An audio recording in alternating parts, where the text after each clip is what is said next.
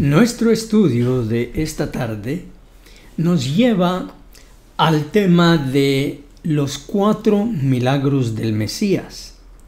Durante el tiempo de Jesús, los rabinos judíos tenían 4 expectativas para el Mesías, es decir, 4 milagros, señales que solo el Mesías podía realizar. El primero era la sanidad de un leproso. El segundo era expulsar a un demonio de un mudo.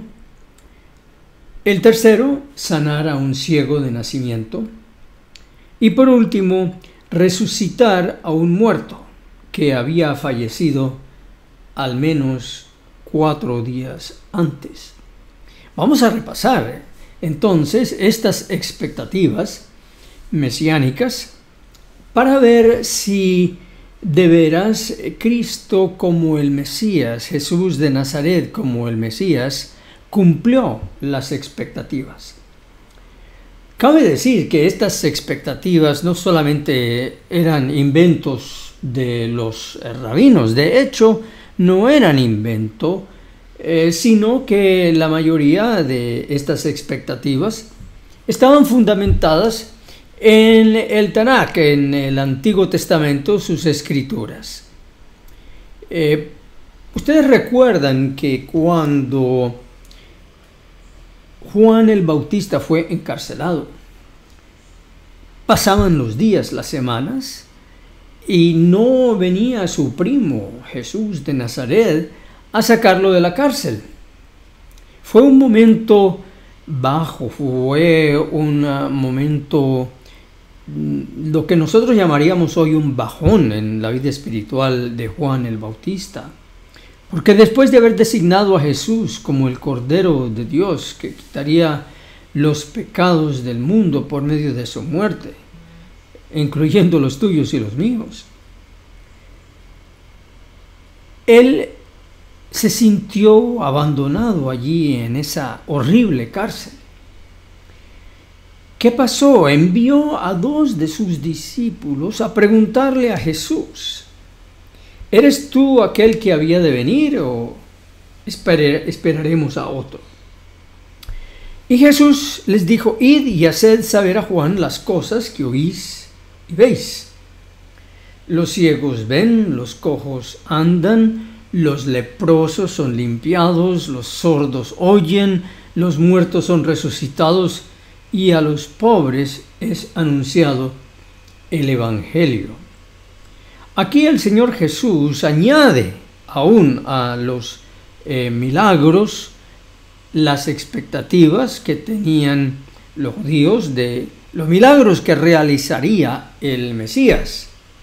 Pues aquí él habla de los cojos andan y el Evangelio es anunciado a los pobres. Pero aquí el Señor Jesús habla de los muertos resucitados, que también era una expectativa mesiánica. Nosotros encontramos todas estas en el Antiguo Testamento, en el libro de Isaías.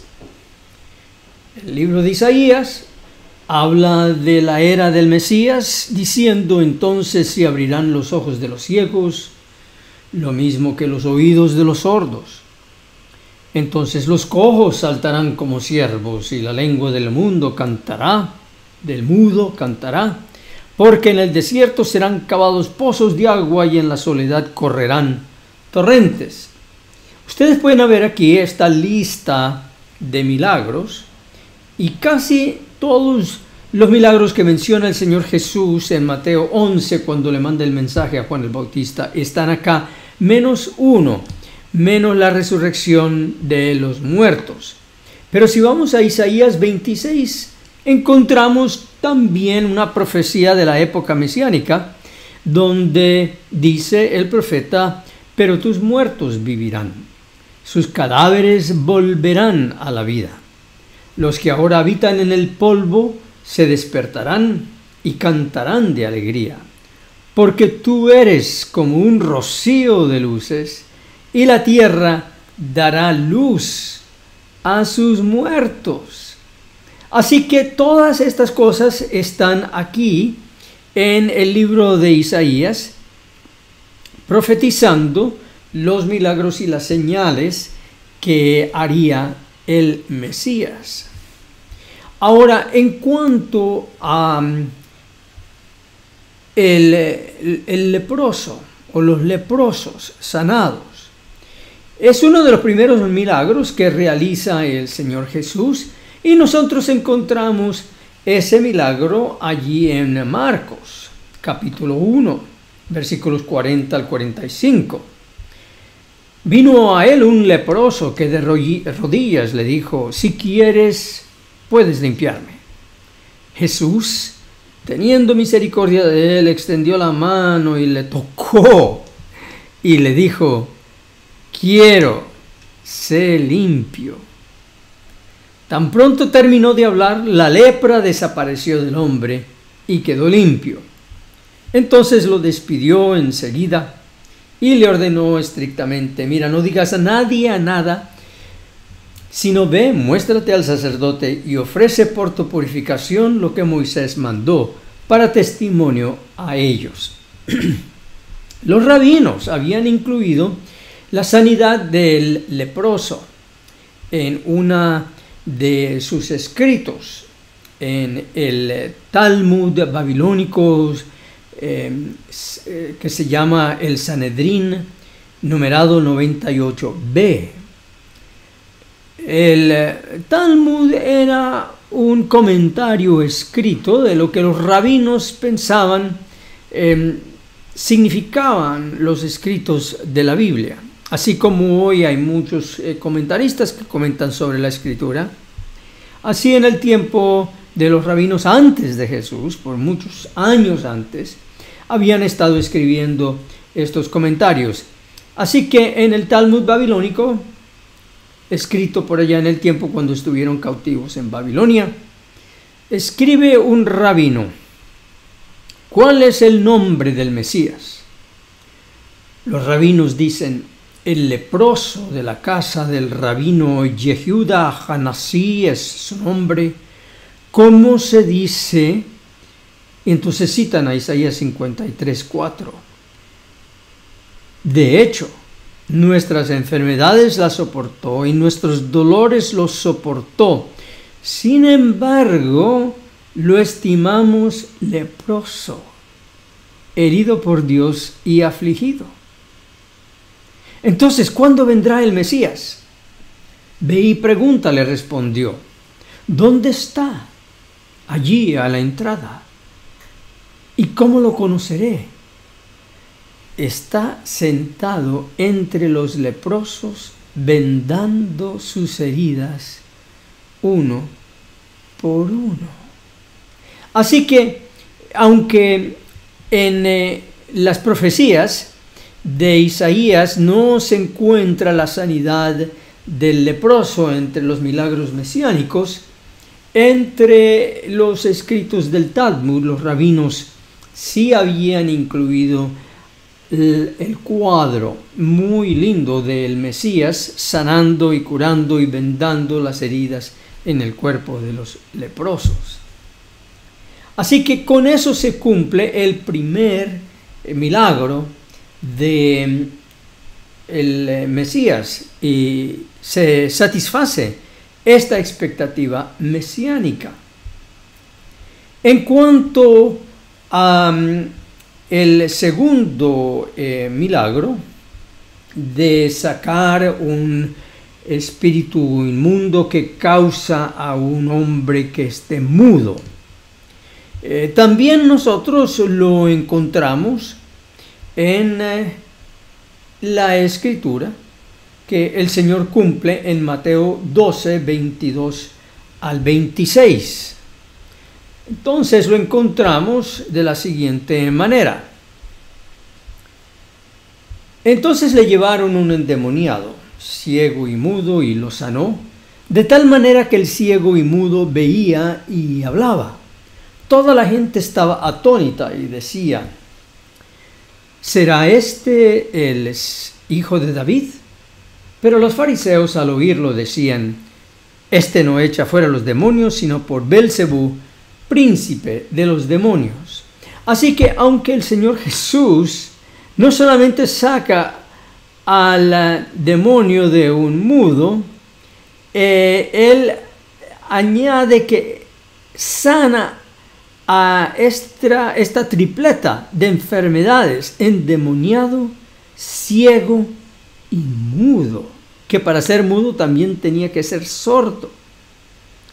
Y de tal modo que él sana a esta persona en presencia de los fariseos, que tenían esta expectativa que el Mesías sanaría a una persona endemoniada y muda. Ellos rechazan y no aceptan, más bien dicen: tú echas fuera a los demonios por el espíritu del príncipe de los demonios, Belcebú. En Juan 9 nosotros vemos cómo el Señor Jesús cumple con la tercera expectativa de los milagros para el Mesías. Porque dice el versículo 1: al pasar Jesús vio a un hombre ciego de nacimiento. Y le preguntaron sus discípulos diciendo: Rabí, ¿quién pecó, este o sus padres, para que haya nacido ciego?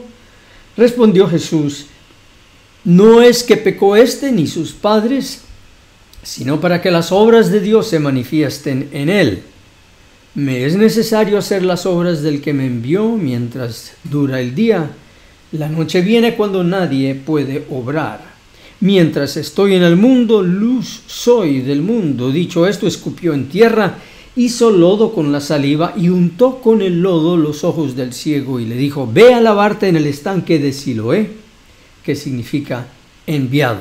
Entonces fue, se lavó y regresó viendo. Por eso los vecinos y los que antes lo habían visto que era ciego decían: ¿no es este el que se sentaba y mendigaba? Y entonces lo que sigue es esa investigación que hicieron los judíos hasta que encontraron a sus padres, porque ellos querían estar seguros que este joven, este señor, había sido ciego desde su nacimiento. Algo como perverso, ¿no? Ellos querían saber si de veras había estado ciego de nacimiento, pero aún así lo querían saber para rechazar a Jesús como el Mesías. El último milagro que se esperaba del Mesías era el más portentoso. Tenía que ver con la resurrección de un muerto que ya había estado fallecido por 3 días o más. Esto era porque los judíos en aquel tiempo creían que cuando moría una persona, su espíritu quedaba divagando entre la casa del muerto y el cementerio por 3 días. Decían que el espíritu se confundía, que se sentía desorientado.